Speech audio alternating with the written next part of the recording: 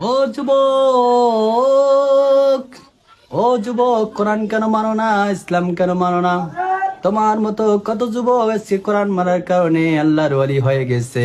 তোমার মতন কত যুবক আল্লাহকে মানার কারণে আজকে ফেরেশতার উত্তম হয়ে গেছে। ও গোলাম, ও আল্লাহর গোলাম, কোরআন মানতে হবে যেন সকলকে, বুঝতে হবে সকলকে। এই বাণী সেই বাণী শুধু খালি মুত্তাকিনের জন্য নয়, এই বাণী গোটাল পৃথিবীর মুসলমানদের জন্য, গোটাল পৃথিবীর মানুষের জন্য। এই কোরআন মানলে কি হবে? আল্লাহ পাক বললেন, قل إن الصلاة ونسكي ومحياي ومماتي لله رب العالمين। আমার নামাজ, আমার সালাত, আমার যাকাত, আমার ব্যবসা, আমার বাণিজ্য, আমার ব্যবসা নীতি, আমার সন্ধি নীতি, আমার স্ত্রী নীতি, আমার রাজনীতি, আমার সব নীতি হবে আল্লাহকে খুশি করার জন্য।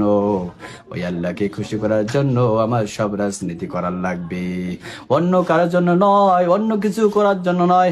এই যে কোরআন আছে যে পাশে আমরা থাকবো, সে পাশে ইসলাম আছে যে পাশে আমরা থাকবো, সে পাশে।